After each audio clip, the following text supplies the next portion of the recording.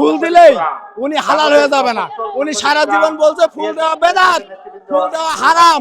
গত 54 বছর ধরে বাংলা ভাষার এই দিনটিকে প্রত্যাখ্যান করেছে শিরক বলে। আপনারা দেখেছেন পত্রপত্রিকা কিন্তু এসছে, তারা বলেছে শিরক। আমরা এই পিশাচকে আবার পাকিস্তান পাঠিয়ে দিতে চাই। আন্তর্জাতিক মাতৃভাষা দিবসের এই দিনটিতে আমরা ঘৃণা ভরে জামাত শিবিরের গতকালকের যে প্রথম প্রহরের পুষ্পস্তবক অর্পণ সেটাকে নিন্দা জানাচ্ছি। কি কারণে নিন্দা জানাচ্ছি? কারণ তারা গত 54 বছর ধরে ভবিষ্যৎ হোক নিরাপদ, বিনিয়োগ হোক বিশ্বস্ত, আর আমার পছন্দ সল্ট বে। ওয়েলকাম টু সল্ট বে। বাংলা ভাষার এই দিনটিকে প্রত্যাখ্যান করেছে শিরক বলে। আপনারা দেখেছেন পত্রপত্রিকা কিন্তু এসছে, তারা বলেছে শিরক। অথচ এই শিরকের দিনটাকে তারা উদযাপন করেছে পুষ্পস্তবক অর্পণের মধ্য দিয়ে। জামাত শিবিরের এই পুরো প্রক্রিয়াটা যে একটা ষড়যন্ত্র, একটা জাস্ট ফুটা বেলুন, তার প্রমাণ তারা এই শহীদ মিনারে তারা পুষ্পস্তবক অর্পণ করতে এসে প্রমাণ দিয়েছে। দেখেন ডাক্তার শফিক, তিনি কিন্তু গতকালকে বলেছে এটা আমি বিরোধী দলীয় নেতা, আমি আমার দায়িত্ব পালন করেছি। আপনি আপনার দায়িত্ব পালন করেছেন, বাংলাদেশের নাগরিক হিসেবে কি আপনার দায়িত্ব ছিল না শহীদ মিনারে এসে শ্রদ্ধা জানানোর? কিন্তু তাদের তখন আর দায়িত্ববোধ ছিল না, কারণ তারা শুধুমাত্র ক্ষমতার দায়িত্ববোধটা চিনে, নাগরিকত্বের দায়িত্ববোধ চিনে না, বাংলা ভাষার শুদ্ধ চর্চার দায়িত্ববোধ চিনে না। যে কারণে তারা উর্দুতে ইনকলাব মঞ্চ বানায়, উর্দুতে তারা স্লোগান দেয় ইনকলাব জিন্দাবাদ, তারা উর্দুতে স্লোগান দেয় ইনসাফ, কিন্তু তারা বাংলায় বলতে পারে না বিপ্লব, তারা বাংলায় বলতে পারে না ন্যায় বিচার, তারা বাংলায় বলতে পারে না ভাষা, তারা বলে জবান। এই পুরো প্রক্রিয়াটাকে বাংলাদেশের মানুষ প্রতিহত করবে আগামী দিনগুলোতে। বর্তমান সময়ে যেমন পুষ্পস্তবক অর্পণ করতে এসে রাজাকার শব্দ শুনেছে, আগামীতে তারা বিভিন্ন জায়গায় জুতার বাড়ি খাবে, ঝাড়ুর বাড়ি খাবে এবং প্রতিহত হবে। এখন জামাত ইসলামের শফিকুর রহমান ফুল দিলেই উনি হালাল হয়ে যাবে না। উনি সারা জীবন বলছে ফুল দেওয়া বেদাত, ফুল দেওয়া হারাম, আর উনি এখন আবার ফুল দিতে এসে তাইলে এখন এটাকে হালাল করে নিয়েছে। উনি বললে হালাল হবে, উনি বললে হারাম হবে, এটা নতুন প্রজন্ম মানে না। আর তারা যে ফুল দিয়েছে আসলে জাতির সাথে প্রতারণা করেছে।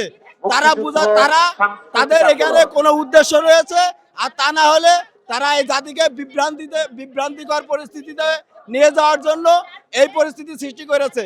আমরা এই আলবদর রাজাকারদেরকে অতীতেও বয়কট করেছি, আজও বয়কট করছি, আগামীতেও বয়কট করব। পাকিস্তান হবে রাজাকারদের ঠিকানা, বাংলাদেশ না, বাংলাদেশ না।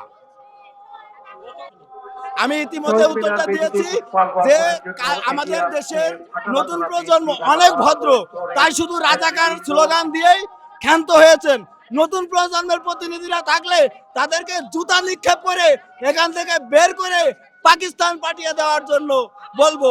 আগামী প্রজন্ম এই রাজাকারদের, আলবদরদের এই বাংলায় কোনো জায়গা দিবে না, তাদেরকে পাকিস্তান যেতে হবে। তারা পাকিস্তানের বিরোধিতা করেছে এক সময়, তখন পাকিস্তান তাদেরকে বয়কট করেছে, তারা বাংলাদেশের গাড়ে পিশাচ হয়ে চেপেছে। আমরা এই পিশাচকে আবার পাকিস্তান পাঠিয়ে দিতে চাই। বাজির বাইরে আর কিছুই না। প্রথমত হচ্ছে তারা তাদের রাজনৈতিক আদর্শগত জায়গা থেকে এই বিষয়গুলোকে মানেন না, এবং ধরেন এটা তারা ঢাকা কেন্দ্রীয় শহীদ মিনারে একভাবে করে দেখাচ্ছেন, কিন্তু আঞ্চলিক পর্যায়ে যারা এই শহীদ দিবসটাকে পালন করে, শহীদ মিনারে ফুল দেয়, সেখানে কিন্তু ঠিকই তাদের নেতাকর্মীরা এগুলোকে বেদাত বা নানান রকমভাবে ধর্মবিদ্বেষী ট্যাগ দিয়ে এই আয়োজনগুলোর বিরুদ্ধে কথাবার্তা বলেন। ফলে কেন্দ্রীয়ভাবে মানুষকে একভাবে দেখালাম, আর সমগ্র দেশে হচ্ছে আমি এটার বিরুদ্ধে মব ক্রিয়েট করলাম বা নানান রকম মতামত তৈরি করলাম, সেটা আসলে রাজনৈতিক স্ট্যান্ডবাজির বাইরে আর কিছুই মনে করি না।